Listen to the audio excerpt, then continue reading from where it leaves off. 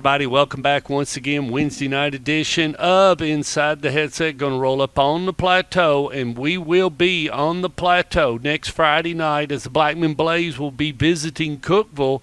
And we always love going up and visiting the fans of Cookeville and being at the new Cookeville's home turf field and all that. But we've got on the phone with us the head coach of the Cavaliers, head coach Jimmy Maynord. How you doing tonight, Coach? Hey, Stark, I'm doing okay. Well, you got in a tough. I talked to your good friend a little bit earlier, Coach Rankin, and I didn't get a chance to talk to you before, like you said, before you went in that Alcoa game. But can you take me a little bit through that? And of course, you've had a long relationship with Gary Rankin and came here to Riverdale to coach with him years ago. It's just a classic relationship, isn't it, Coach? Well, it is. We've been, friends a long, long time. And,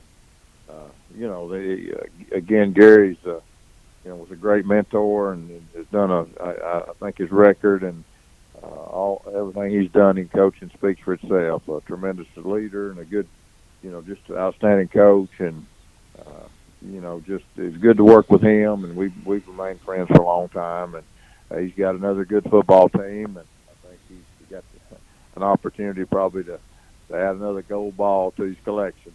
Well, and when your guys are extremely inexperienced, and just as far as a lot of playing time, you graduated a lot of seniors last year, and you're kind of starting over again and trying to get them used to 6A football and the speed of it and everything. But they play just as fast as a Blackman or a Maryville or anybody else. I mean, when they hit the field, it's wide open, isn't it, Coach? Well, I mean, you know it is, and they're they're a 3A football program, but they do have good talent, 6A talent probably, and that's obvious. I think Maryville was a 3-point game, and they beat an undefeated West team. It was a 5A team, so they do have great. They have great players, but they also have outstanding coaches. They do a tremendous job coaching the kids, and those two ingredients. That's the reason that they won several of those gold balls and always a contender year in and year out. So they do a tremendous job. When you are at the point you are in the season, Coach, and you've got 3 games left, and of course got Coffee County Friday night at 3 and 4 and everything. Where do you feel like this bunch is as far as you've come through your coaching career and getting ready? You've been here. What do you do with this ball club as far as they're at 1 and 6 and trying to keep their morale up and keep them focused and just to say guys, it's the game. I mean, you gotta keep playing because this is the only time that you can get better and to learn that game time experience. How do you keep that motivated, Coach? And you've done it a long time. Stork, I told our coaches this week, I can't say enough good things about our young men because it's tough when you're a record like we have and our kids play hard. They do play hard, and we've had opportunities to win a couple. We just kind of mistakes and turnovers and things maybe cost us a couple of ball games, but and had opportunities, But our kids have come out every week, every day, and practice just like they did from the very beginning. And when we started back in July, and I couldn't be more proud of a group to do that because it's difficult. Football's a tough game. I mean, I talk to our kids all the time. Basketball practice is fun, man. You go out there and you scrimmage, you have fun. Baseball the same way. Football, buddy, it's a grind, and it's tough. But our kids have responded. I'm proud of that. I'm proud of them. I mean, that's and that's the game of football. You learn those lessons, and like I said, I'm proud that they have gone out and done that week in and week out. And I told them the other night, guys, I'm about to run out of things to say, but we just got to keep playing and keep grinding and keep working, and hopefully, we'll pick up a win somewhere along the way. And we've had our moments where we played good football, and we did the other night against Alcoa. We did a pretty good job with the run game. We knew that we were going to have to gamble a little bit and blitz and move around a little bit because they're big up front. Our kids did a good job of that, but we gave up some plays in the passing game because of missed coverages and and they got a good team. I mean, they do a good job, but I'm proud of our kids, the effort that they've given all year. And that's all you can ask is they can't, as long as they're playing Friday night at the highest level that their bodies can possibly play. I mean, if they run a 4.7, they run a 4.7. I mean, that's all you're going to get. I mean, it's not going to improve. It may get a little bit better on Friday night because of the adrenaline factor, but more or less, it's all about making the right decision at the right time, being at the right place at the right time. Something goofy happens and the ball squirts your way and you pick it up and now you're in business. It's a funny game, and I guess that's the reason why you and I have been in it so long. Well, and it's players make plays, and sometimes you're outmanned a little bit at times, and but our kids play hard.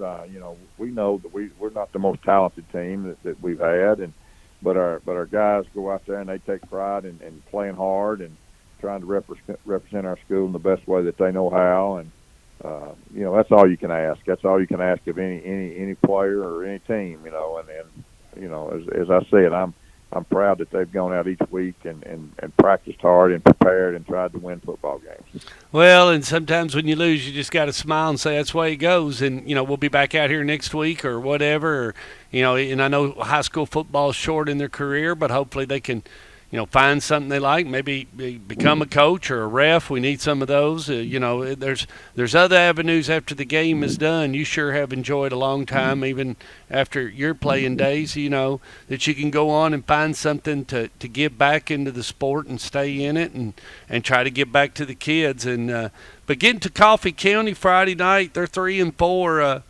Coach, what do you got to do against these guys to stay in this ball game? I mean, I saw them play against Rockville last year, and they're pretty daggone good, aren't they? I think Coach Doug Green, has done a good job. He came in there 3 years ago, and it's his third year there, and they graduated some kids from last year's team, but they've done a really good job this year. I think they're a young team. They don't have very many seniors. Their quarterback's a senior and a very good player. He's about a 3-year starter. And throws the football very well, and they play hard. They're aggressive. They're very sound in what they do, and I think it has the makings to be a good football game. We've got to be able to move the chains. We've got to be able to get some stops on defense, and don't turn the football over. That's the biggest thing, and don't make mistakes. I think as I've said many times, you probably don't win games. You lose games because of mistakes and missed assignments and those type things. But, we just got to go play and play to the best of our ability and see what happens. Hopefully we'll catch some breaks. But it has the makings to be a good football game, I think. Well, I'm just going to let you know I'm supposed to be over at the Battle of the Borough Friday night, and if it don't rain us all out and everything, but if they do, Coach, you've coached in a couple of those, but believe it or not, it'll be the 57th meeting of the Battle of the Borough. Well, that's always exciting, always interesting, and I know they both have really good football teams. I know Oakland is dodged a bullet a couple times against two very, very good teams. And Riverdale, really, I don't know they've been tested very much. I think they had a decently close game with Shelbyville, but besides that, they really haven't been tested.